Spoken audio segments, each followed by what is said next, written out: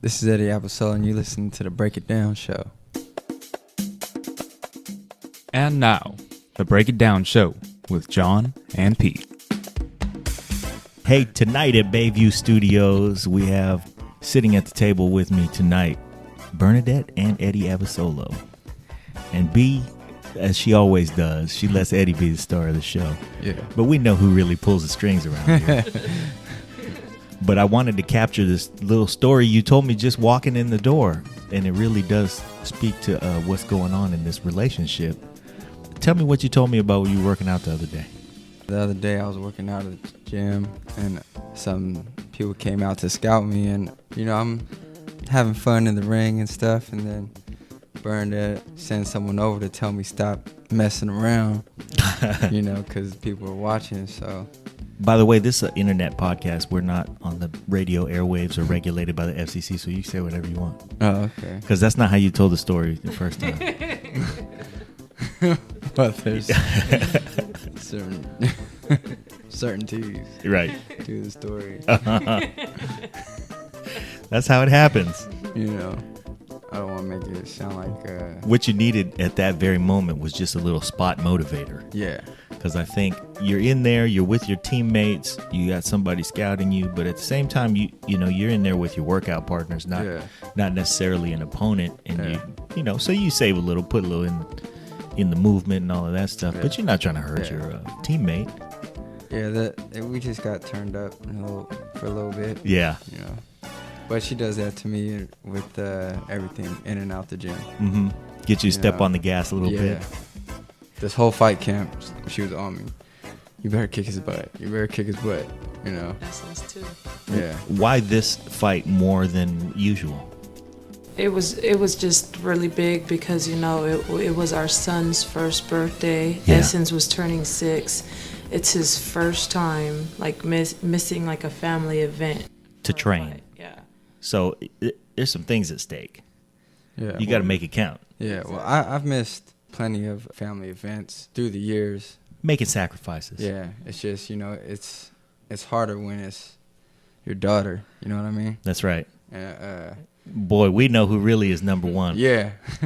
And, you know, the thing about your career, you've made those sacrifices clearly all the time. I just want to say before we talk about your fighting in general that you just came off of a win, a unanimous decision against Jonathan Pryor. Yeah. And I want to give some props to Jonathan Pryor. Oh, yeah. He's an exciting fighter, man. It was a really good fight. Yeah. Yeah, definitely. Now, I'm not going to front because I wasn't at the fight. But did you see it? I posted it. I did see it. I watched it. I watched it a couple times, man. Yeah. I mean, for our listeners, Eddie's not just here because I'm a fight fan. I'm an Eddie fan. You know, I've been watching you fight since before you turned pro. Yeah. So, you know, when you have a fight like that, it was a really exciting fight. It was a great matchup. Yeah. And the thing that I really enjoyed was going into the fight, you just have a fight posture that you've been developing for years and years. And you won that fight really from the very first second. It was just a war of attrition. Yeah. He's an exciting fighter. He's explosive. You just wore him down. I don't know, man. This fight camp and everything leading up to it is, it's just been a build-up of, like you said, everything through the years, you know. Yeah. That, you know, my gym, Coach Karian, and my teammates that I work with, every day, you know, we're building to make each other better. Yeah. And not just better inside the gym, but outside the gym, which has really helped me with my fighting. Like, I haven't felt that comfortable in the ring in a long time. Wow. You know, if you could tell my posture and, like, the way I was moving, that's where I was supposed to be at that moment. That's you know right, what I mean? yeah. So it's... Well, I hope you can continue that feeling in the ring because, man, you commanded that fight. Yeah. And, you know, again, not to take anything away from Jonathan Pryor because he came out and he did his thing and he was definitely worthy opponent. Oh, yeah, definitely. Yeah. You know, the very first time I seen John Pryor was, I think, my first or second amateur fight. Uh-huh. And he was one of the big dogs. Yeah. You know, he was fighting for a belt, I think. Since the first day I seen him, you know, I knew I'm going to fight that guy one day. Yeah, it's you know, only a matter of time. Yeah, you know, out of respect, you know, because when I see him, that's the type of fights I want. Yeah. You know, someone who wants to fight, you know. Okay. That's interesting that you bring that up, man, because when you are an amateur fighter, for our listeners that don't know about the fight scene, you get out there, man, and you get to know pretty much everybody around you. Yeah. You get immersed and you Yeah. understand who's out there. Yeah. And when you see somebody like that and you go, that's my opponent right there. Yeah. And for you at the time, you had to look at him and go, I'm going to get there and I'm going to get him. Yeah. So this was a big fight. Yeah. In a lot of different ways. Yeah. So Man, so many ways. You know, Eddie was the underdog in this fight. Is that true? Yeah, because I didn't know that. that's Yeah. what he said. He was like, you know, Eddie was the underdog because this guy been fighting for so long. Yeah, he's got a lot of experience. Uh-huh. You know, a lot of people get excited about watching him fight. But if you guys are out there listening and want to see the fight, it's on Eddie's Facebook page. Your composure was clear from the beginning, and the commentators even said, "Man, he looks really he's calm. Yeah. He's purposeful, and you had a plan from the very beginning." Yeah. And it looked like you didn't vary from your plan for 1 second. Yeah. Like I said, I've been watching him for years. Yeah. You know, even though he stepped out the fight scene, you know, I know his style. Uh-huh. And there's certain things that we just worked on, specific things that we worked on, and then it's also the fact that I'm looking at who I'm training with, you know, where I'm training, who I'm training with. Some of the best in the world, you know. And along those lines, you guys don't train for just that fighter. I mean, you guys are so, you know, everyone's so disciplined diverse. about training all the time. You're training for everything. Yeah. It's You know. it's what we do, you know. It's What if like- you walk in that ring and you see a completely different John Pryor that you've seen in the past? You know, he'd been gone for a while. He comes back. He's got some things that he does. You're ready. Yeah. If he came in different, which he did come in a little different, you know, he calmed down a little bit more. You Yeah. know, I noticed he's been really practicing his Muay Thai, you know. He did a few things different, but we would have made the adjustments. We know how to make adjustments. You know, that's one thing that we practice with each other, you know. Yeah. Everyone, although we're working with each other every day, everyone has their own style. Not all of us throw the same body kick, you know. Yeah. Everyone can throw a body kick, but not everyone throws it the same. So we're constantly getting different looks. People are constantly coming in and out of the gym from other gyms, other states, you know, just to train with us for a week, stuff like that, you know. So we get a whole bunch of different looks. So we're used to adjusting.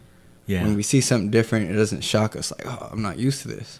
You've been looking at different things all week. Yeah. You have to, Almost. because some people back out of fights, like the one he had before. That's right. So, Yeah. you know. So suddenly the card shifts up and you're fighting somebody who's, you know, maybe taller, different body type, throws different things. Yeah. So you're But- ready for anything all the time. The main thing is to keep up on our cardio too. Yeah. Yeah, you know. That showed too because you really had him gassed. Yeah, the fight was won before fight day for me, you know, because everything I put in, I was training 3 times a day. Man. You know, get up in the morning, do my sprints or my run. So what time is that? You get up in the morning, man. You been cracking the whip, huh? They're asleep.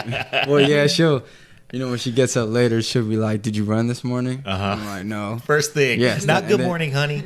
Yeah, and then she'll you know, open a can on me. Yeah. So I make sure he eats too, you know, because sometimes he gets too worried Uh-huh. about his meals and stuff. And I tell him, man, eat. You got to eat. yeah, she preps all my meals. You know, I tell her my schedule. Yep. She'll tell me, "This is what I eat. This is how much." You know, she meal preps for me. She does everything. You know, she gets my gym stuff washed and clean. You know, she does everything. She makes sure He's a I don't baby, have to, basically. I don't have to worry about nothing. I don't have to worry about nothing. And it's like, even when our baby was born, Yeah. I think that's when I was training for Damien early. She told me, "Don't worry about nothing. You know, don't worry about the baby. I'm gonna don't go worry have about this nothing." baby. You get back on the track. Yeah, you know, it's like she would get up in the middle of the night to when he gets up, stuff like that. On top of everything else she does, Yeah. and even when I'm sore, you know, she'll rub me down. You know what I mean? So Yeah. it's like, It's like being a single mom sometimes, you know, when he's out, because try not to stress him out because, you know, his mind has to be fully focused on that. So I try not to like stress him out or take that focus away from that. Yeah. And you know, a lot of people tell me like, dude, you're so blessed you have a lady like that, you know, fighters, you know? True partner. Yeah, you know, like, you know, there's so many conversations I've had in the men's locker room, man, women problems, you know, and then it always comes back to how lucky I am. But it's The last thing in the world you got is women problems. Yeah. You know what I mean? You know, like anything, it comes with hard work. That's right. Know, with that, the way you see me in the ring was because of all the stuff you didn't see me do. Right. All the BS you didn't see me go through in the gym, you know. It was the same way. Like, there were times, man, when it's not easy. The night before the fight, I've had to leave the house because we just get into it. And I'm like, you serious? You putting me through this the night before right my now? Fight? I know you wouldn't have that baby by yourself, you know? But tomorrow I'm fighting. Yeah, you know. So we've been through it, you know. We've like, had our shares. Yeah, it's not all what it seems, you know. Well, you know what? I've been married a long time, man. So I know you have to make sacrifices for everything that you want. Yeah. And when you find somebody who's willing to allow you the sacrifices and also make sacrifices for you, for your mission, for your really, because for you guys, I know I'm lucky enough to be able to witness like your day-to-day kind of, you know, the way that your relationship works. And you got true support for each other. This is really one of the things that I wanted to do on the show because the running theme for the show usually is we'll get somebody who does something fascinating and then we'll turn the mics on and be like, okay, that's great. We'll talk about the fascinating thing. But, you know, there's a lot that builds up to that. Yeah. And there's a lot that goes on behind the scenes. Yeah. And so it's great to have you on the show. But really, I always had 3 mics for this show. Yeah. Because I really want both of you here to say, hey, this is what the life of a fighter is like. Yeah. From our whole family. Yeah. Shoot, a couple of years from now, we'll have you guys back on and we'll put Essence on the mic. And say, Oh, hey, what's it like to have man. a dad who's in the gym all the time? Yeah, she'll probably, you know, sing on the mic for you or something, knowing her. Put a mic in front of her, man, you know. She'll do her thing. Yeah, she's a natural. So when you have a fight coming up and your prep is from the moment you wake up, you know, you're out, you get your first workout is a run. Yeah. How much running do you do, and then what do you do to cool down after that? Like 3 to 5 miles, depending on how I'm feeling and how close I am to the fight. Yeah. I'll do that like 8 o'clock or 9 in the morning, and then I'll cool down with, you know, my pull-ups, sit-ups, push-ups, dips, you know, just stuff like that. Yeah. And then, you know, I'll eat, hang out with the fam for a little bit, and then go to one of my partner's house. And, you know, we'll work out on the bags. I'll hit pads or stuff like that. And then after that, a couple more hours, I'll go to the gym. And I'm there till like 9 p.m. just doing my thing. And I'll probably, depending on how much I ran in the morning, we usually run 3 to 5 at the gym before training also. Okay. So man, you're really after the conditioning. Yeah. Really after outlasting your opponent. Yeah. And the runs are just to warm up. You know, that's the conditioning that's your part. pre-workout. Yeah. The conditioning is like we'll do sprints after the run or conditioning in the afternoons or something like that. Well, when people go and watch your fight, the work is evident. Yeah. Because going into the 5th round, Man, John Pryor was gassed. Yeah, he was running. Yeah. You know, I was getting a little frustrated because I wanted to fight. You know, we were clinching the whole fight. And the last round, I wanted to stand with him. You know? Right.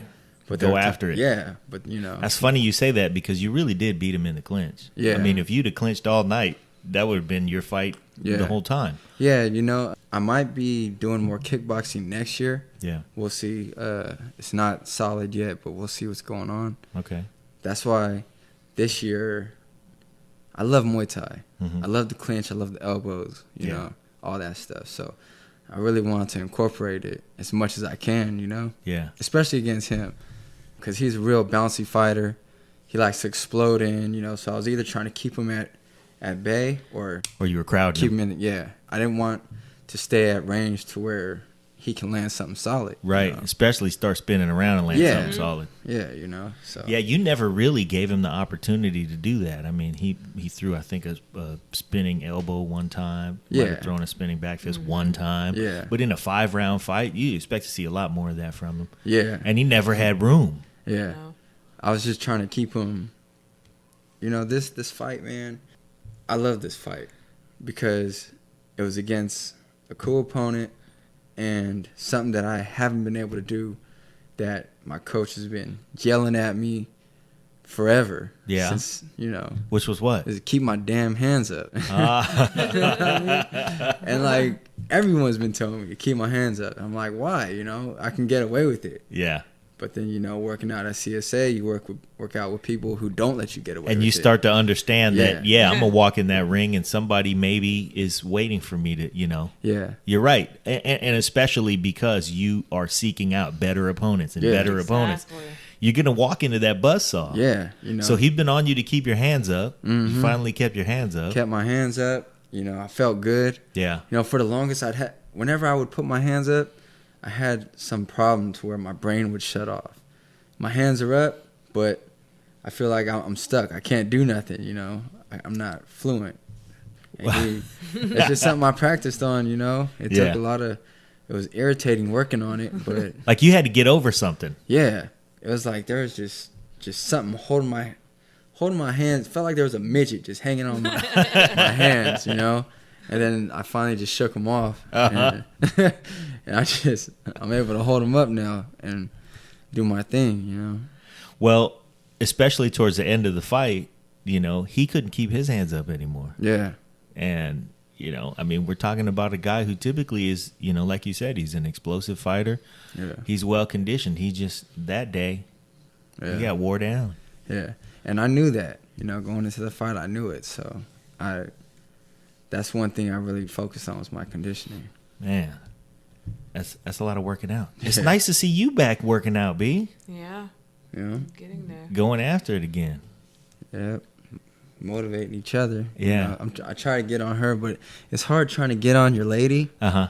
And not sure if she's going to take it the right way. You know what I mean? Yeah. Because she gets on me all the time. You're getting, them shirts are looking kind of small on you. You need to start running, you know? So I can't, it's like, how do I approach that? You Right. know? But. You don't, man. Yeah, you don't get near it. Yeah. I'll throw suggestions out like, hey, you want to run? You know, stuff like that. Just, you know, for companionship. Yeah. But, you know, I joke with her like that, too, a little bit. She could take it. You know, she's strong. But she knows I'm just playing. But there is a clear, I mean, look, man, you're the professional fighter. Yeah. And B ain't no joke. Yeah. I know that. Yeah. So, you know, she can get in and mix it up, but you're the pro. So she gets to do that to you. That's, you know, she's motivating and all that she stuff. loves it. Yeah. She loves that, you know, that she get to boss me around. Right. She's the only one that gets to do that. However, in the other direction, she's the mom. So, you know, you got to treat the mother of your children a little different. Yeah. Well, you know, I've gotten to a point to where it's like, you know how they say happy wife, happy life? Yeah. I don't make decisions without her, you know, because I hate hearing, well, why'd you do that? Why you didn't do this? Right. So I'm like, okay, what do you want me to do? And it just became a habit of, okay, what do I do? You know? And she directs me. Man, B. Dang.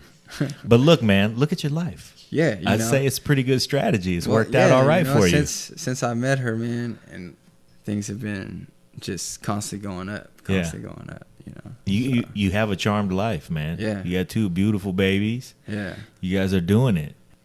The importance of family in your life. I know you come from a fighting family. Mm-hmm. You come from a proud family. Yeah. You come from a family that sticks together. Yeah. I mean, your dad is at every fight. He's at everything. Yeah. Even the other siblings, And games. And there's 5 of us. Your dad does not miss anything. Nothing. Any event for anybody. Not even himself. Yeah. Still finds time to go play softball. Right. Basketball, you know. Barbecue, whatever. Yeah. He'll barbecue for the whole team too. Yeah. Yeah. Man, just a little shout out to Big Ed. 'Cause he's doing it too. Yeah. I mean, you had a great example for how to do it right. Yeah. And you're living it now. Mm-hmm. Yeah. So how much do you, when you get in the ring and you're in your, that's your happy space right there. That's where you're doing what you're supposed to do. You carry all that in there with you. Yeah. I carry a lot in there, you know. At the same time, I feel like there's no weight on my shoulders, you know. Before, you got to find a balance, because if sometimes you carry it in there and sometimes it carries you in there. you know, sometimes you get in there and then you're like, man, I don't want to let no one down, and you start getting nervous, you know. What if I don't live up to their expectations, you know? I got to do this, I got to do that, you know. But it's like I went through that for a minute, you know. And then I realized it's like, man, why change up, you know? Yeah. Just do what got me here, you know. Fall back in love with what I do.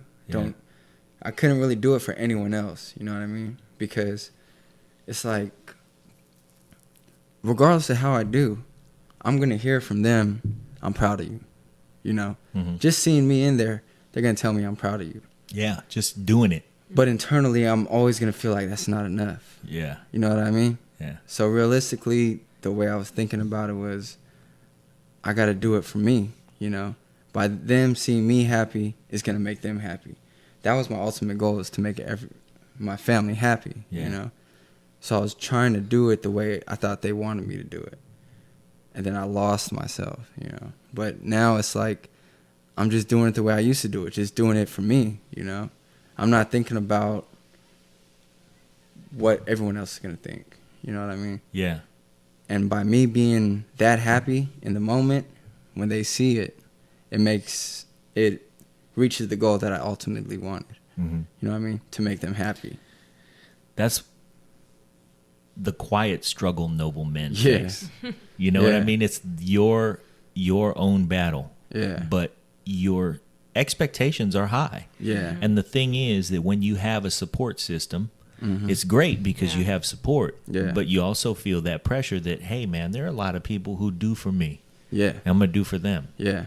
So, you know, it's nice that you're able to see past what a lot of people get bogged down by.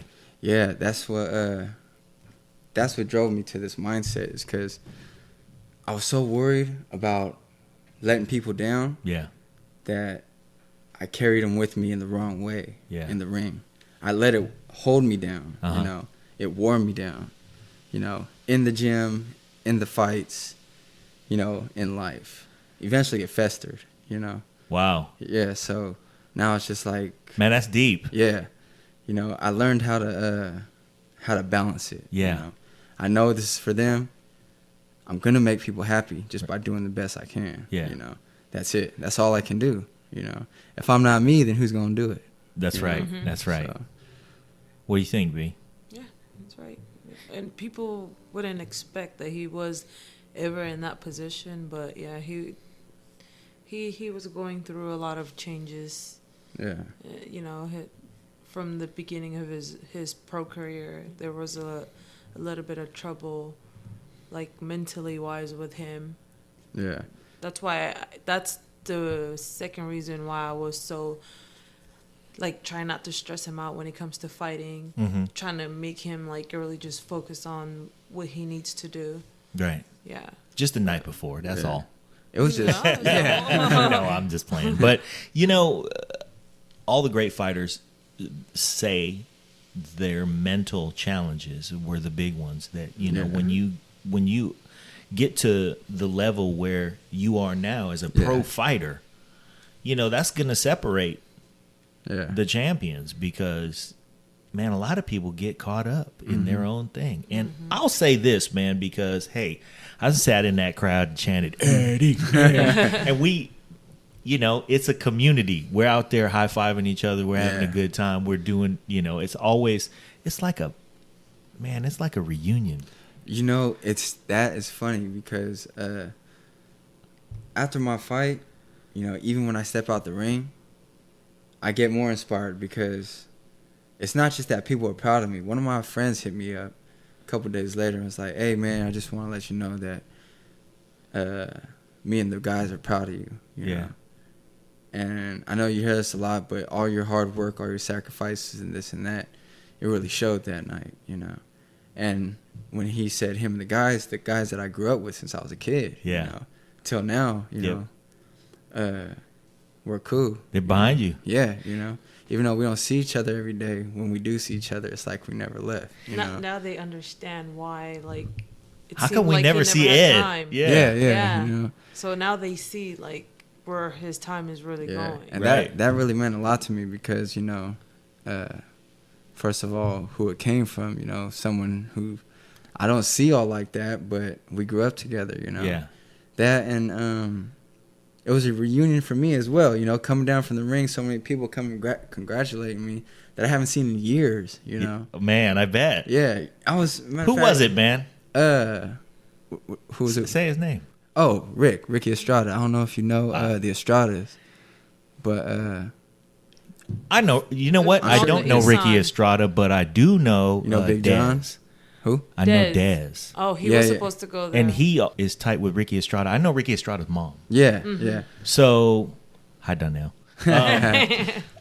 Well, that's how it is in the crowd too. Yeah. Because man, watching your fights, I remember. What fight was it? I think you were fighting in, maybe it was SAC. Yeah. And, you know, I went up there. A bunch of us went up there, of course. You and was I got on the there. Interview thing. And I saw, that's right. Oh, yeah. That's right. Man, I saw people I hadn't seen since, I saw, just like people coming out of the woodwork. Yeah. And it was all in support. And it was like one of those things where, man, I haven't seen you in a long time. Yeah. And then the other thing is, well, I just wanted to point out that Ricky Estrada says, hey, man, I know you hear this all the time. And then he says something really that affected you. Yeah. You know what? Everybody, not just Ricky, everybody out there, man, express yourself to your people. Yeah. Because you might think, oh, man, I'm going to tell Ed this, but he probably hears it all the time. Yeah. But you know what? Maybe you need to hear it that one time. Yeah, yeah. And you don't know who in your life out there, everybody, needs to hear from you that one time. Yeah. So tell people. Yeah. Mm-hmm. It really helps. When we were there, that fight, I think it was your pro debut, the fight that I'm talking about. Mm-hmm. No, I think it was the last amateur fight he had out here. Last amateur fight here. Yeah. Okay. Your crowd filled that place. Mm-hmm. I mean, it was overwhelming. I felt bad for the dude you were fighting because it was like, man, he walked into somebody else's house. Yeah. And we were chanting. Sure, we wanted you to win, but you know what? You gave us a great show. It's one of the things that everybody loves about a sporting event is that you really get to have a piece of your emotional state with people around you. Yeah.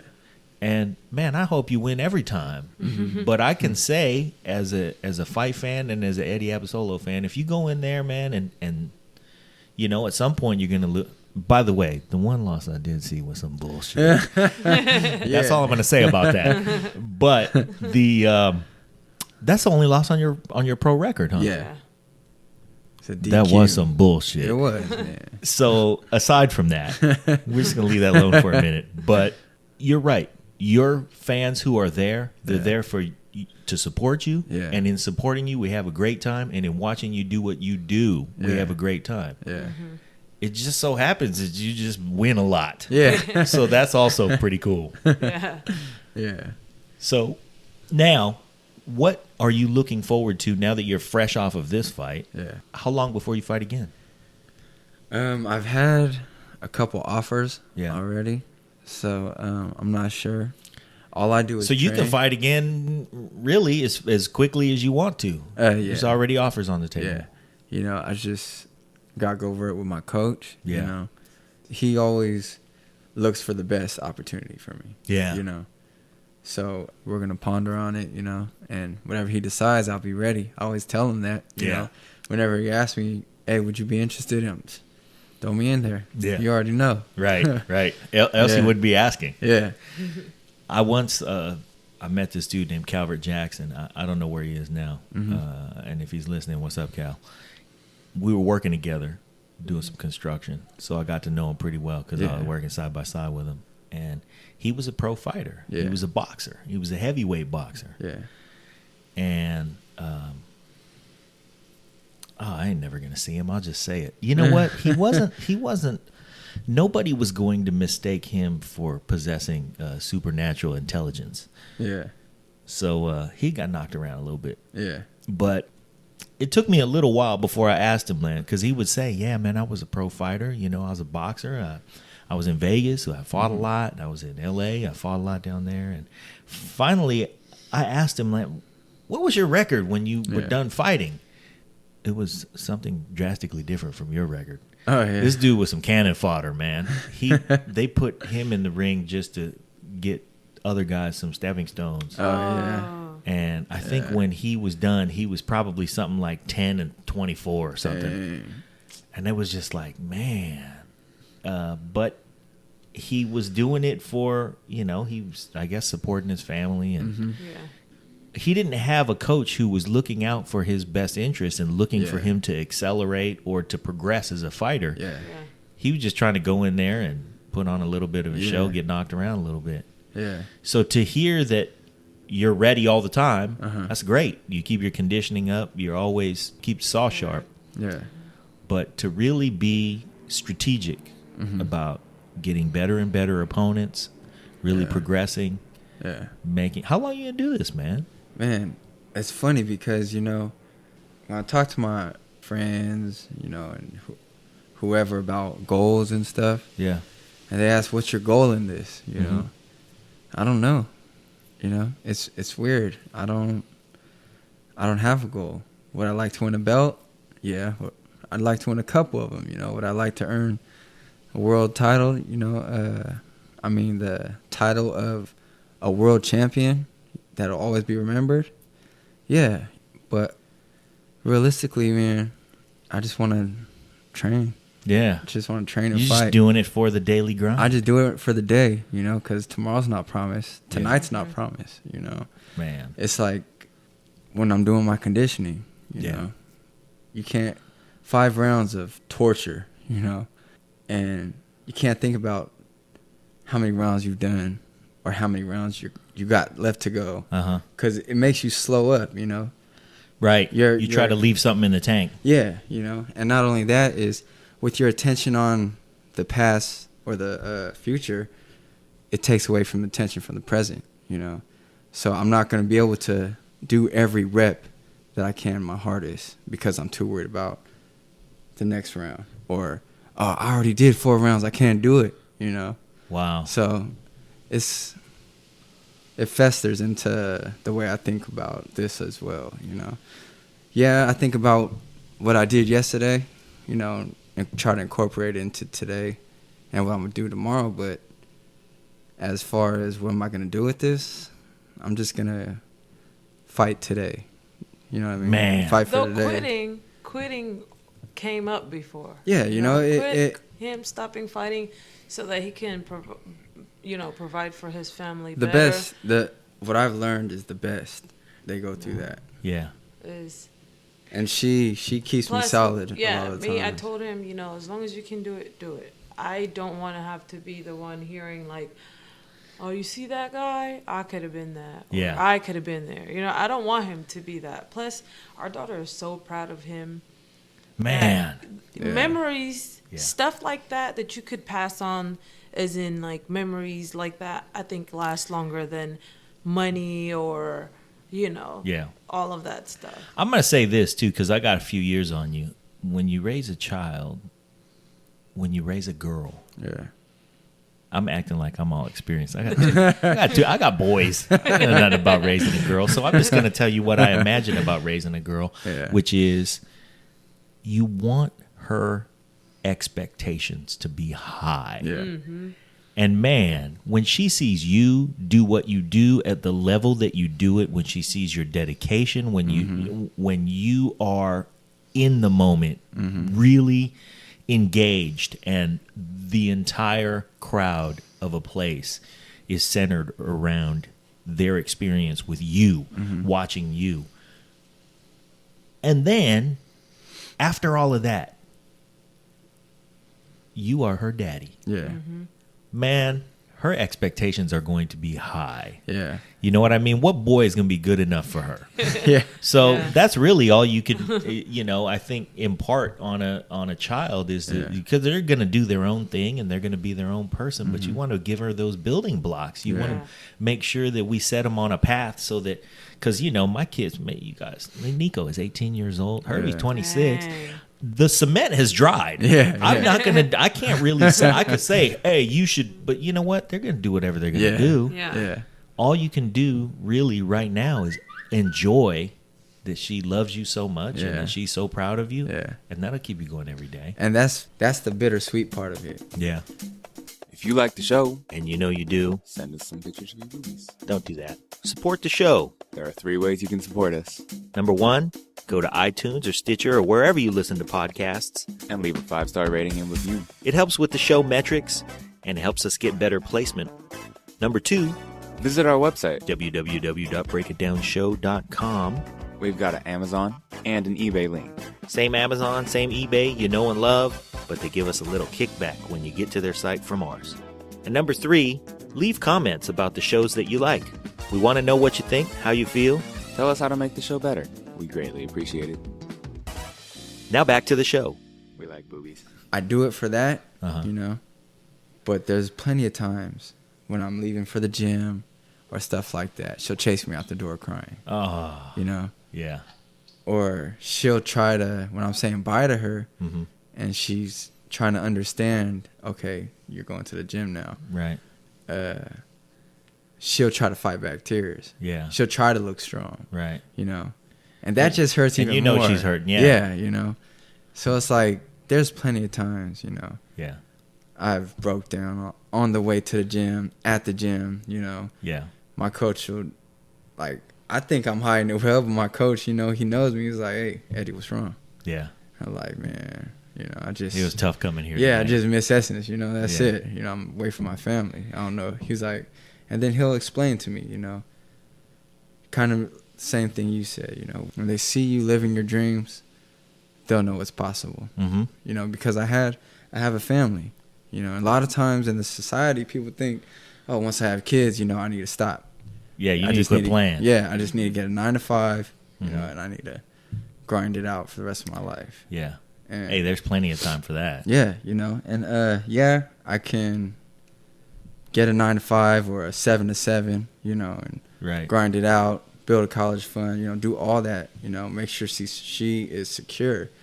But would you rather give her a fish and feed her for a day, or teach her how to fish and feed her for a lifetime? That's right. So that's right.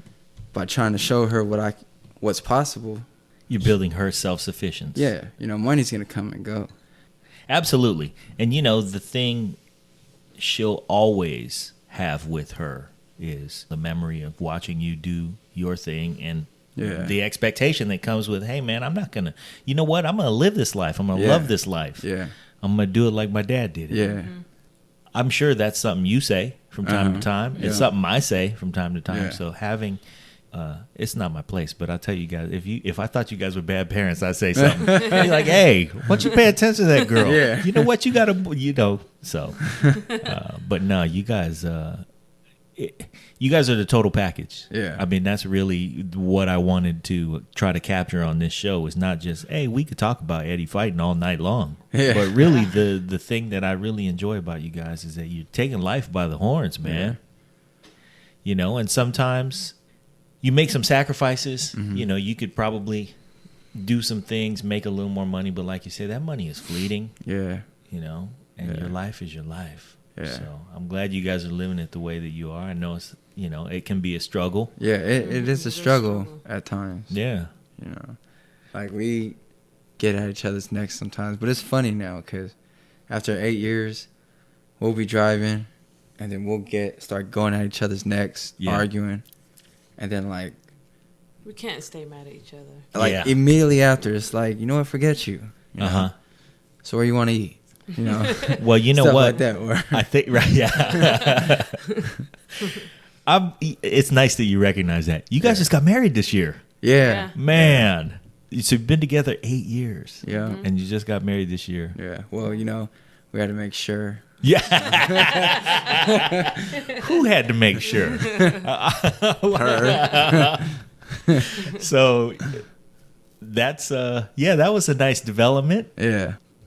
Let's see. I've really been following your career and both of your lives for a few years now. I didn't know you weren't married.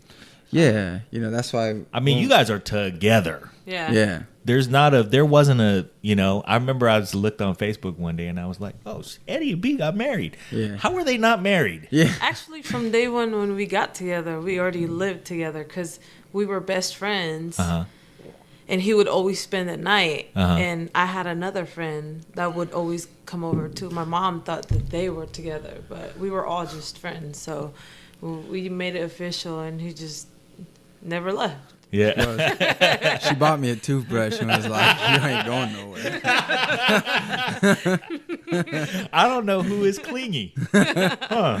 That's a trip. Well, that's a great story too. Yeah. So now, all right, let's look forward, I don't know, 10 years, 15 years. Mm-hmm. Let's say it's time where you go, all right, I've had enough of the being in the ring. Mm-hmm. I know your training is your lifestyle, and I know you will do it as long as you have legs and arms. But looking forward to, no longer being a pro fighter, what do you see for yourself? Well, I've always had a passion for teaching. Uh-huh.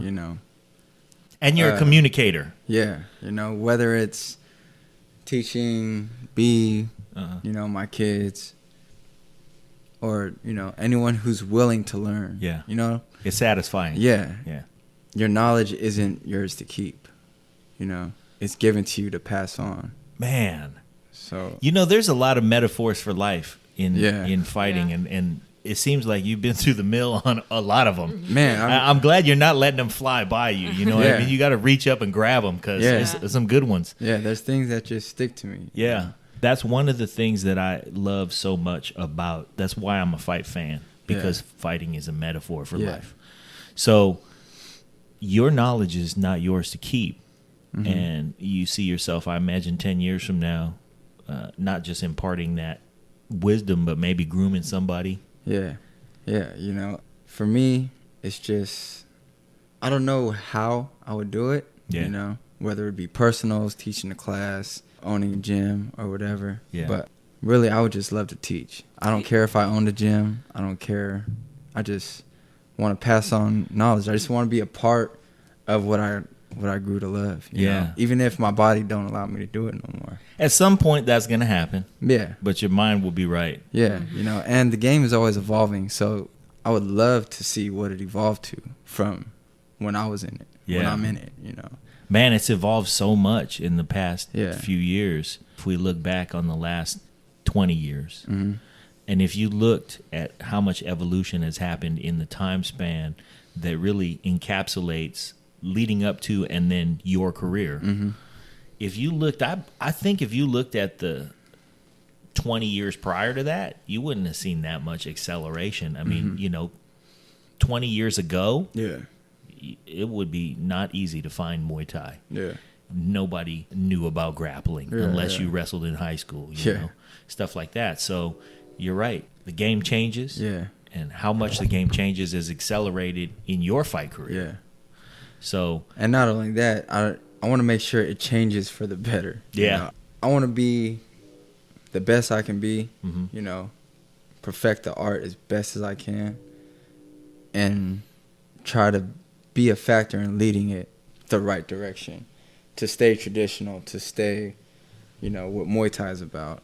I don't knock any other art, but this is the art that I love. Yeah. So, I mean, there's plenty of people out there that can do it right now. It's just I want to make sure it don't take a turn for the worse. In the future, by let's just say watered down stuff. You know what I mean? yeah.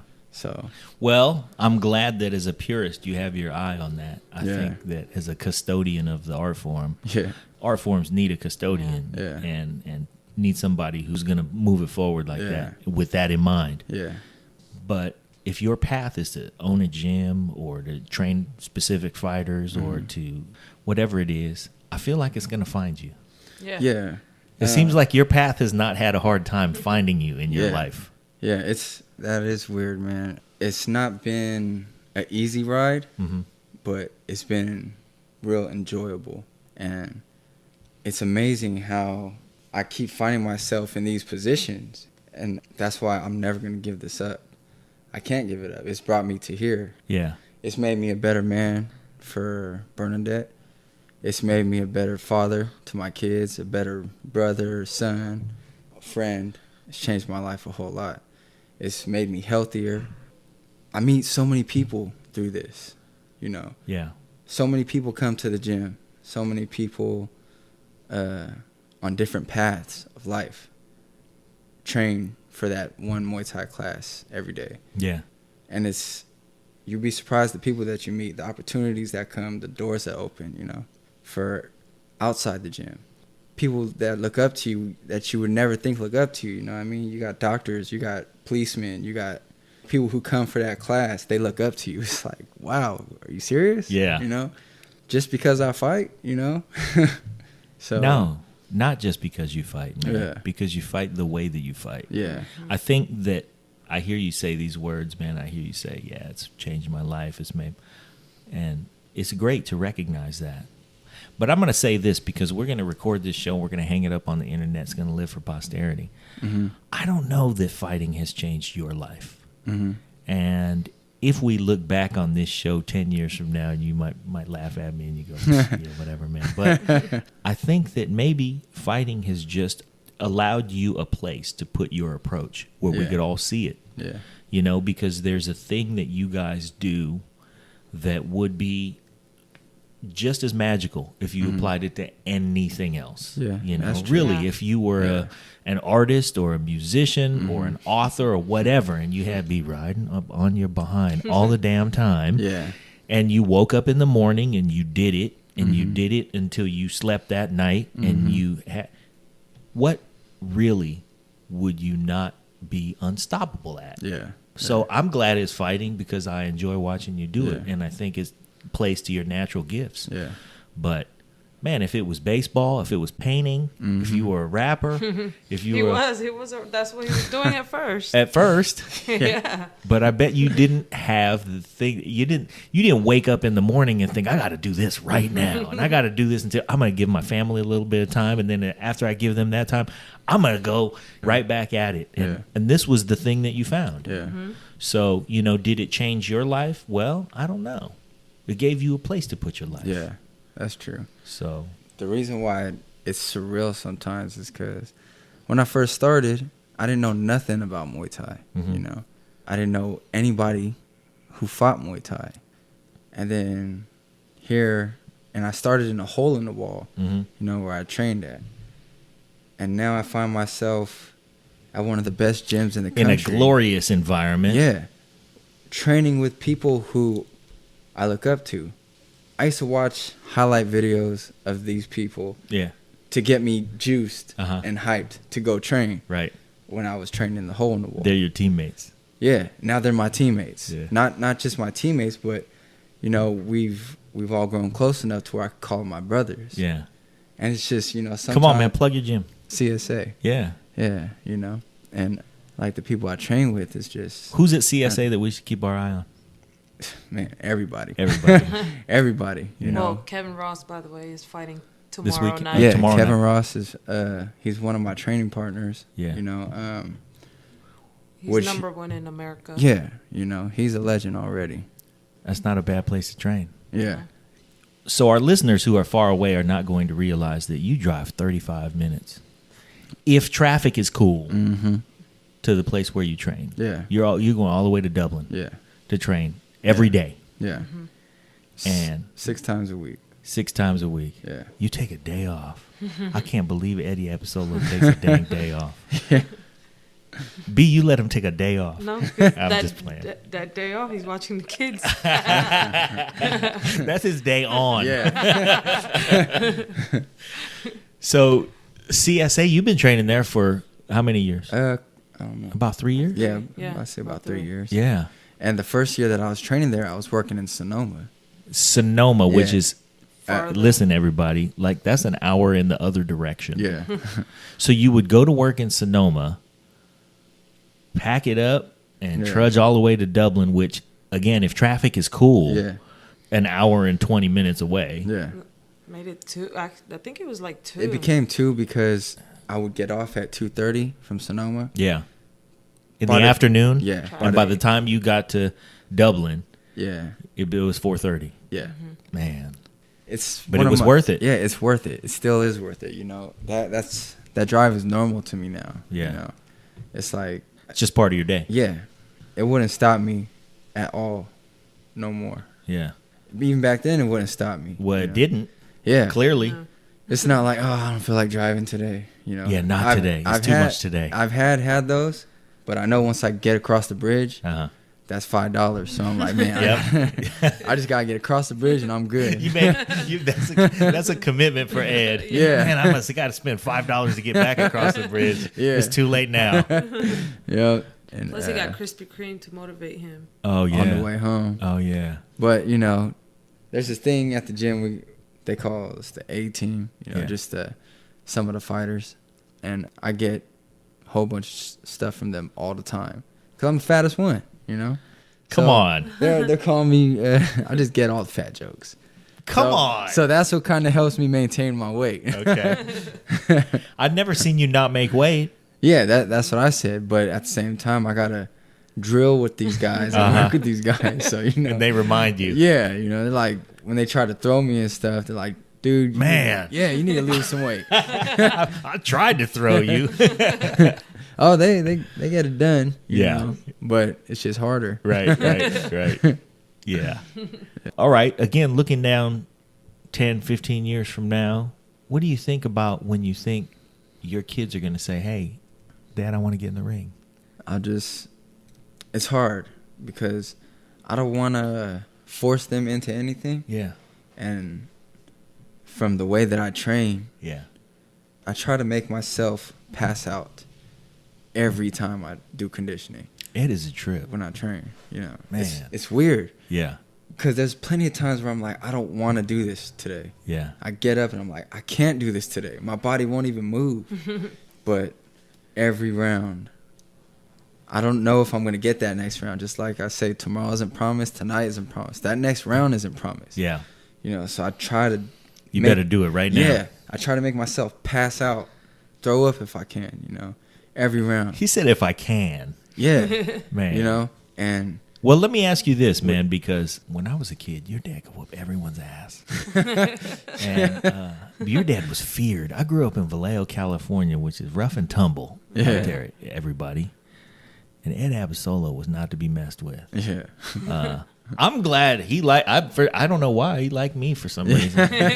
I always got along with your family. Yeah. All of them. But how much has your dad influenced? Because you didn't really, like you said, you got into it a little bit late. You didn't know much about Muay Thai. Yeah. You found it pretty much on your own. It's not like you grew up and your dad said, here, I'm going to make you a Muay Thai fighter when you Yeah. were 5. yeah, I mean, I think if there was somebody capable of influencing someone to do well in the fight game, you certainly came from the right family for that. Well, you know, as a kid in Little League, he made me cry a lot. He didn't care.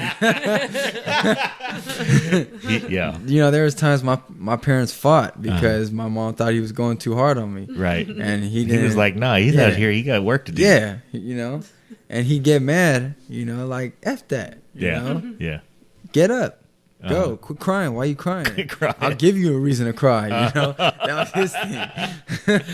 So, you know, I do think that had a lot to do with my work ethics, you know. Yeah. Your work ethic, but not Yeah. your exposure, not your desire Oh, to yeah. be a fighter. I Yeah. mean, he really kind of let you do your own thing. And Well, you know, it's like you said, people would tell me stories all the time Yeah. about my dad back in the day. You Mhm. know, he wasn't the one. You no, know? no, he was not. Like knockout stories, this and that. You know, I even have some footage of when he's in tournaments and stuff. You know, Right.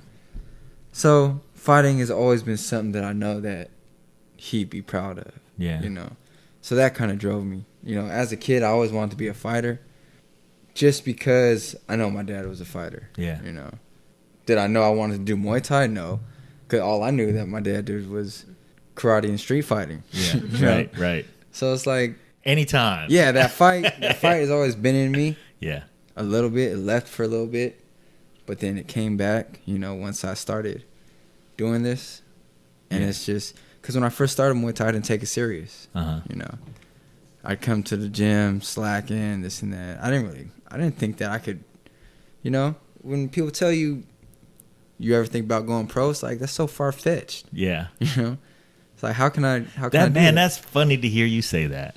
It really is funny to hear you say that because to me, like I said, watching you, I always felt like you were destined for it. Yeah. I felt like you had the constitution. Yeah. I felt like you had the drive, the dedication. Here you are saying, man, I just didn't take it seriously. Yeah. I'm like, I can't even imagine that. Yeah. he was a big dude at the time too, 200-something pounds. Really? Yeah. Your fighting weight is like 153, 154? Yeah, 155. Okay. 200 and something pounds. Yeah. Wow. Well, it didn't become a cold turkey commitment. Right. It just, one thing led to another, Yeah. I learned how to... Building blocks. Yeah, I learned how to move. With doing what I did, I started losing weight. You still saw his inner sexiness when he was 200 something pounds, huh? Yeah. And, she was like, I'm going to put this dude on the track, and he's going to get there. I can see it already. He's going to get there. This kid's got potential. So, stick with me. I'll take you places. Yeah, for real. And just, my first fight, everyone came. Where was your first fight? In San Francisco. Okay. And at a gym in San Francisco. It was just a smoker. Right. But, I told all my friends. And everyone came. Everyone came. Mm-hmm. I mean, yeah, mind you, the place was small, so it seemed like it was packed, but... Yeah. But it was. Yeah, it was packed. It was a full house. I got dropped in the first 20 seconds and the fight ended just like that, TKO, And people still come to your fight. Yeah, I didn't invite no one to my fights after that for a while, I was like, let me get a few under my belt before I go sending invitations again. Yeah. But after that fight, I started taking it seriously. Yeah. I felt like I let everyone down. I didn't even train. So that was a motivator even then. Yeah. Yeah. All right. So you get that fight. You're 0-1 as an amateur. As a smoker. Yeah, that was a smoke. Yeah, so it doesn't count in your career. And if our casual listeners don't know what a smoker is, it's an event where a lot of people get together, a lot of people from different fighting styles, different sizes, different levels of intensity. Yeah. And the people who organize these smokers, you might see 40 fights throughout the course of a long day. Yeah. People go in, do a couple rounds, but they try to match you up with somebody who's your size, skill level, etc. It's basically an exhibition. They raise both hands after. Yeah. So there's no winner. So they bring you in there, you get blasted in about 20 seconds. Yeah. You realize that, hey man, this ain't no place to make mistakes. Yeah. And you get back in the gym. Yeah. So you said it wasn't like cold turkey. Yeah. But an experience like that might be a game changer. Yeah. Mm-hmm. So It's suddenly you had that motivator behind you. Yeah, stuff just let up, And then I started watching fighters. Mm-hmm. Started watching fights. Hey, was Ricky Estrada at that fight? He might have been. He might have been there. He might have been. He's been to a lot of them. Okay. But I started watching fights. Started watching fighters. Taking notes. Yeah. To this day, I still take notes on fights that I see. When I see my teammates doing things, stuff that I need to work on, little advice my coach and teammates give me here and there. It's all in my notebook, But you really put a pen to a notebook. Yeah. And he does his homework. You know what is going to be nice is when you get reflective after your body says, you're not going to be a pro fighter anymore. Yeah. You're going to go back to that notebook and you're going to go, man, I forgot all about some of these things. Yeah. That's exactly what I do, I'll go through my notebook before practice and be like, oh, yeah, I'm going to work on this, Yeah. And then I'll just work on it, and then whatever I gain from that practice, I'll write it down, So I used to do that until one of my binders got stolen. Someone stole my backpack, and all my binders was in there. Man. So I was like, oh my gosh. Somebody's got the backpack that contains the trade secrets of Eddie Abasolo. Yeah, so. He even wrote like a little letter on how to beat himself. Yeah. One time someone asked me, Eddie, if you were to fight yourself, how would you beat yourself? And I just. That's a hell of a reflection right there. So I went in my notebook and I just wrote like 2-page thing on how I would beat myself. Uh-huh. So. Wow. Do you remember what it said? Yeah. It was stuff that I knew I needed to work on. Yeah. Of course. I knew my weaknesses. You knew where all your flaws were. Yeah. So you were like, just jump on him in the first 20 seconds. And he warms into it, and if you could catch him in the first 20 seconds, that's your best hope. Yeah. One of the things was I know I'm tricky, but I keep my hands down. Yeah. I wrote that to myself. You wrote that down. Yeah. So it's like I gotta catch you with my hands down. Wow. Work the body, catch my hand, catch me with my hands down. That's pretty heavy. Yeah. Man. But the thing though, even though he knows his weaknesses, the thing with him is his will is really strong. Mm-hmm. He has a lot of heart. He fought with a torn PCL already and he didn't back down. Mm-hmm. After the fight he couldn't even walk. But during the fight, he was giving it his all, like nothing was wrong with him. And I didn't get paid for that fight. That was an amateur fight still, Yeah. I wonder if this person likes you. Yeah, we're actually pretty cool. Most of my opponents I'm cool with. Like especially John Pryor. That was cool too, man. Yeah. I really throughout the fight, because you guys touched gloves at the beginning of every round. Yeah. You guys acknowledged each other. Yeah. It was cool. That's one thing I love about Muay Thai, man. You see a level of sportsmanship in Muay Thai that for some reason the long-standing traditions keep that set. Yeah. So that is a cool thing about the art form. And a lot of people argue that friction promotes fights. Yeah. That little bit of smack talk. Right. This and that. But really, it's like as long as both fighters go out there and give it their all, right. That's all people really want to see. Yeah. It don't matter if they're cool with each other or not. As long as I they think put on it's a good some bullshit, show. man. Because I think if fighters, it attracts people. That's statistically it shows. Some people, it does. It draws an audience just like any other spectacle. Yeah. But to me, man, when you have fighters who have respect for the art form, I'd like to see that a lot more. Yeah. I'm not everybody though. Yeah. And folks are out there trying to sell tickets. Yeah. So people are gonna do what they gotta do. Yeah. Completely off topic. I gotta play golf tomorrow. Oh, okay. I never played golf before. Oh yeah. You ever play golf? No. Me neither. Ever. And I'm going with these 3 other dudes who play all the time. So I'm like, man, this is going to be terrible. Well, the key that I learned to doing something new is don't try. Okay. Yeah. Don't even try because just do it. Just go do it. Yeah. Just have fun. Don't even trip. Yeah. You're gonna mess up anyways, whether you try or not. You've never done it before. Yeah. So might as well enjoy it. Yeah. I know that we're gonna have golf clubs and just go last all the time. and also booze. Yeah. Oh, booze is good. Yeah. Booze is good. Here's my strategy. I'm gonna go last all the time. I'm gonna hit the ball, and then I'm not gonna drag them down. Like when it gets serious and they're approaching the green, I'm just gonna pick my ball up, put it in my pocket. Yeah. Pour me another drink. Yeah. That's how you do it. I'm gonna come away from that. Yeah. How much do you drink? Do you drink at all? Alcohol? Yeah. No. Not at all. He's a lightweight anyway Yeah. to begin with. Yeah. I am too. I'm just allergic. I just say that. Really? Yeah, because I can't really breathe. 2 shots is my limit. After 2 shots, like it's hard for me to breathe. Yeah. And turns red. I turn red too. It's and an Asian I turn thing. bright It's an Asian red. thing. It's like Me all of too. a sudden, like I can't come home from like if I after work stop and have a beer or something. Yeah. I can't come home and be like, "Hi, honey." She'd be like, "Oh, you've been drinking," just like that. Yeah. So no, it's suntan. Yep. Get sunburn. I do it anyway. I don't care. But yeah, I could have like some NyQuil. Yeah. And I'll turn red. So, what's the most indulgent thing that you do as far as diet? Food. He said food. Yeah. Like what regular thing?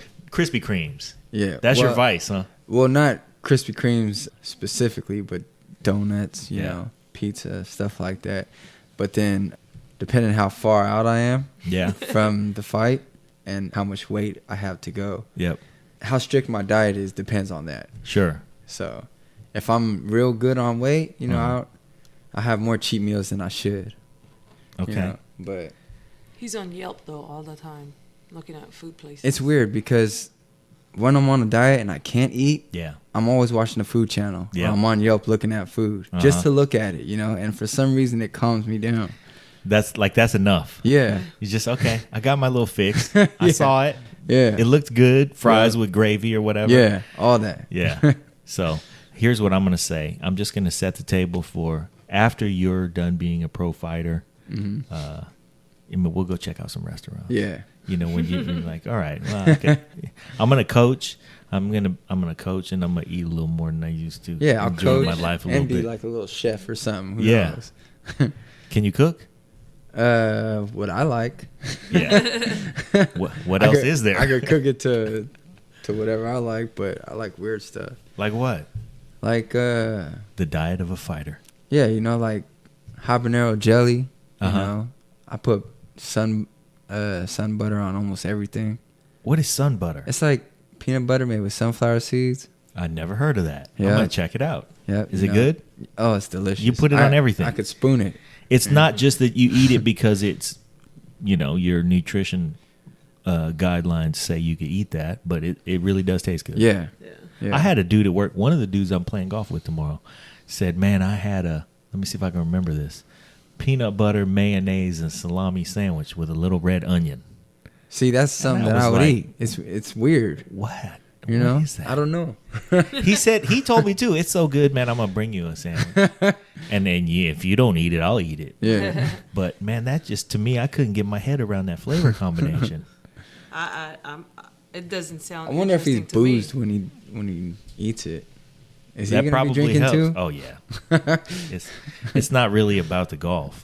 I don't think there's gonna be a contest. Yeah. But you know, I mean, but the other three guys I'm playing with are, you know, they're, you know, have athletic past and they're competitive. Yeah.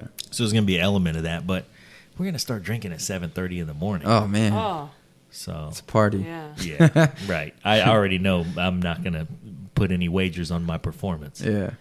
I don't But- even think you guys will be able to put that ball on that pin thing. Oh yeah, huh? That's how I'm gonna be like wobbly. Yeah. Put the ball on there, maybe fall over one time. So we'll see. I hopefully won't post pictures. What other recreation do you like to do? I like to draw sometimes. I'm not good at it, but you know, Yeah. whatever I can pull off. Do you think that there's similarities between the way you express yourself as a fighter and the way you express yourself as an artist? Yeah. It's Help us make that connection. as a artist and as a fighter. Yeah.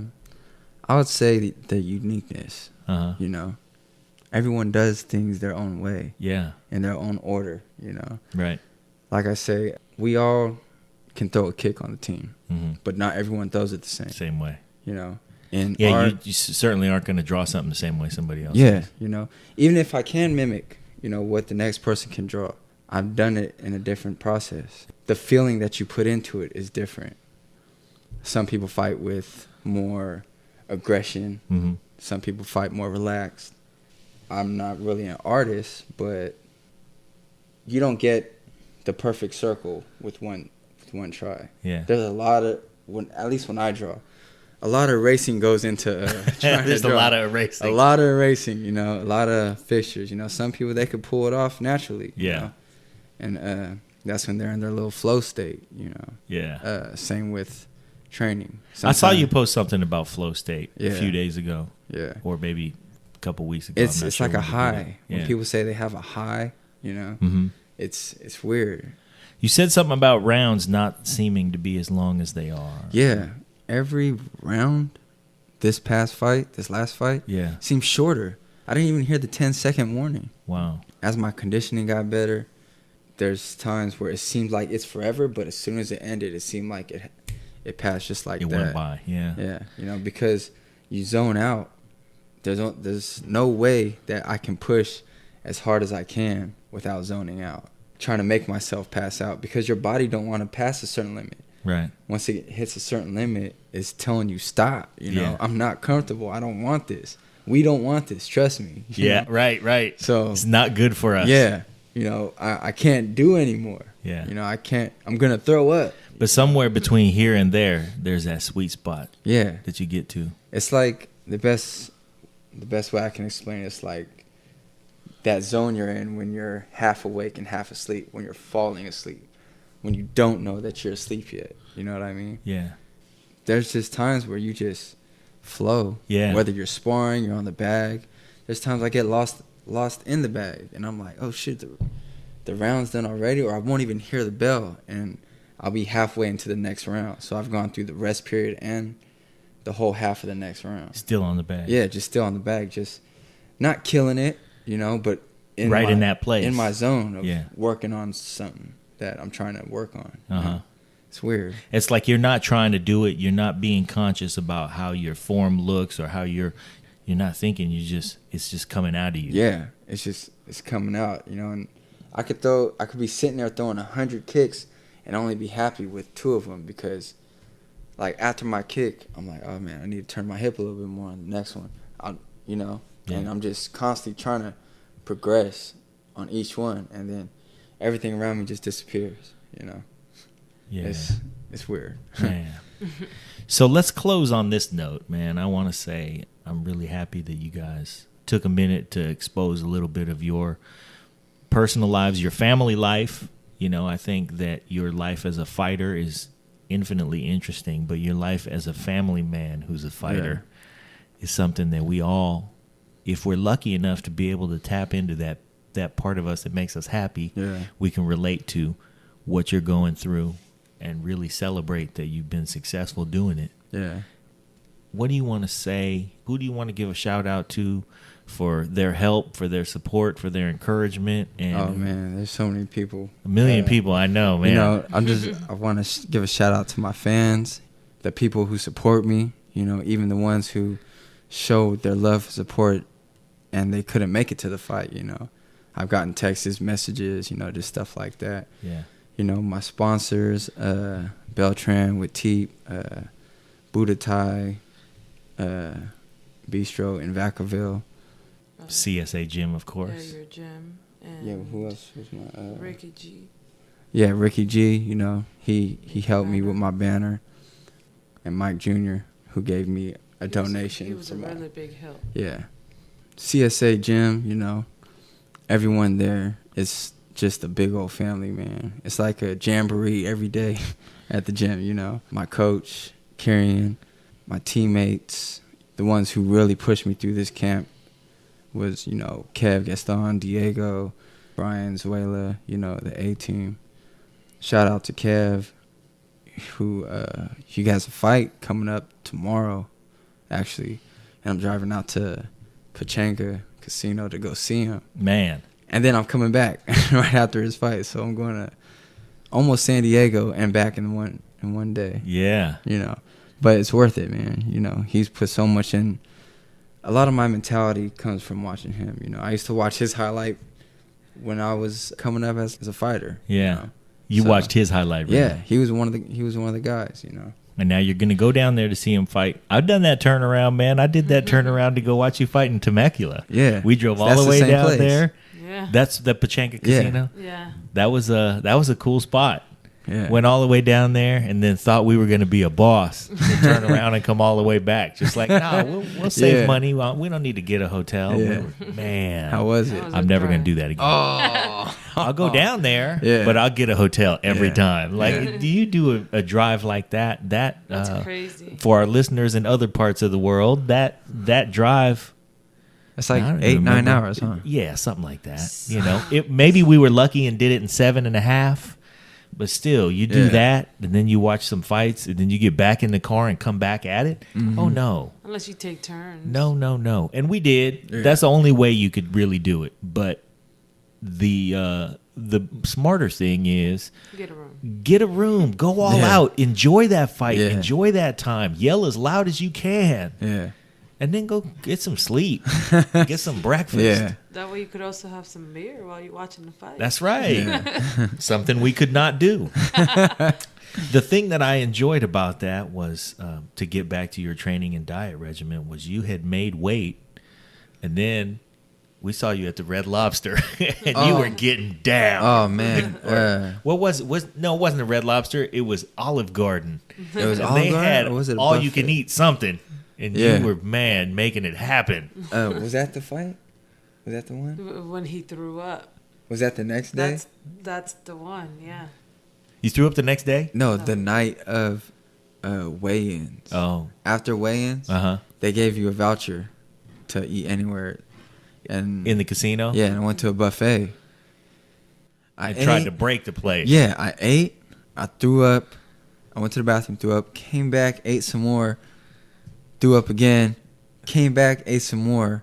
Threw up on the way to the car. You really tried to put a hurting on that Hey, place. I zoned out. I zoned out. And the thing was, I didn't want to tell my coach or my teammates. No, you don't want to do that. Yeah, the next day, they're holding pads for me before my fight. And they're like, man, you seem a little sluggish. You all right? And I was like, man, I'm out of breath and stuff. And, I didn't want to tell them what happened the night before until I got the W.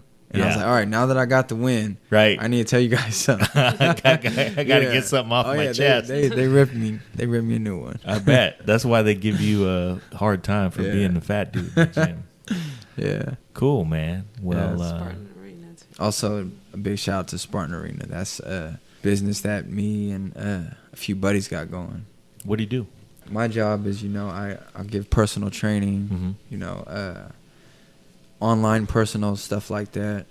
And anyone who wants to get, live a healthier life, we have fitness programs, diet plans, weight training, stuff like that. And how do people get to you? Well, it's gonna be. Like Say it again. What is it? Spartan Arena. Right Spartan now, Arena. you could just follow us on Instagram. Okay. Or Instagram would be the best. But actually, Bernadette, she's in the program right now. Okay. So, that's why she's looking pretty right now. Also, getting back in the ring. No. No, I'm done. Okay. Done with that. Yeah. Yeah, but she still likes to hit pads and stuff every now and then. Yeah. So. Oh, good. That's Yeah. good. That's good. Okay. Spartan Arena. Yeah, Spartan Arena. We're starting from ground zero right now. Should be up pretty soon, within a couple months, but just look out for that. I listened to a podcast pretty religiously by a guy named Tim Ferriss. He was the guy who wrote The 4-Hour Body and The 4-Hour Work Week. Yeah. And he's always just trying to tweak things in his life to get the most out of anything that he's doing. He has a show now. I can't remember what the show is, but it's essentially like he'll say, I'm going to find the best dude in the world at something, and I'm going to have him teach me how to do that and make me proficient at it in 1 week. Yeah. So like he had, I can't remember, like he had somebody teach him how to play the drums, and then he went after it for a week. And at the end of the week, like he played on stage with some band, like the Chili Peppers or something. I don't remember who it is, but he would do that. And then he'd be like, I want to learn how to surf. So I'm going to go get Laird Hamilton, and he's going to teach me how to surf for 1 week. What? And then I'm going to ride one of these big-ass 30-foot waves. So he's always trying to do stuff like that. And one of the things that he talks about a lot, because he's made a good amount of money as an investor, as an angel investor. So it's not just, he's not just watching the stock market and playing mutual funds and doing things like that. He's finding companies that belong to people who are passionate about something and then dumping a bunch of money on them and going, all right, go. Yeah. And, he talks about it a lot, and he has his friends who are also investors. He's got this one friend whose name now escapes me, and I just listened to that podcast a couple of days ago. But this dude, he has an investment portfolio that's the most successful angel fund ever. This portfolio has Instagram, Facebook, Uber. Oh, yeah. I mean, he just had, everything was a home run. Yeah. So it made, I want to say it multiplied his money like 280 times. Damn. And he was on the cover of God knows what, probably everything. Yeah. As the, like, who is this dude? Yeah. He's got the magic touch. Yeah. And he says, this is what he says, and this is why I lead up to this with this big ass, long ass story, is that he looks at people and he says, no, I'm not going to invest in you. Yeah. Until he sees that, like, this dude doesn't care that I'm not going to invest in him. He will not be stopped. Yeah. He's got all the tools. He's got all the knowledge. Yeah. He knows where the business is going. Yeah. And it's going to go there whether I get on the train or not. Mm-hmm. So I just wanted to say that in front of you because, you know, clearly you guys have a business on your hands where you have the tools. Yeah. You have the knowledge. Maybe this one is great. Yeah. Maybe 2 or 3 you stumble over, and then the 4th one is great. Yeah. Who knows? But I think one of the things that I hope you're cultivating as you struggle as a fighter and you struggle, you know, I mean, financially, every fighter struggles. Yeah. But maybe the reason that you've been put in this struggle as a family, the reason that you've endured it and somehow managed to enjoy enduring it is because you didn't know that you are finding something else. Yeah. You know what I'm saying? Yeah. And then whether it's this business or another one, Yeah. you know, all of these things that you've cultivated will lead you to something. Yeah. That's why I'm not quitting at this, man. You Yeah. know, there's, like she said, there's many times I want to quit. But what it's led me to, it's like I'm blind and this is my lantern. You know what I mean? Like this is my guiding hand fighting. Because all I do is this, the best I can do. The best I can do it. And the opportunities that come across, some of them last, some of them don't. But I'm like, it's faith. It's the pure definition of faith. Because no matter what happens, no matter how much of a struggle I get in sometimes, this is one thing I can count on. You know, training and my family. And it's weird. I can't explain the feeling, but faith. If you've ever felt pure faith to where you know, no matter what happens, this is the right thing. This is the right way to go. Can't explain why I love it, you know. But it's the pure definition of faith. I don't know how it's gonna work, but I know it's gonna work.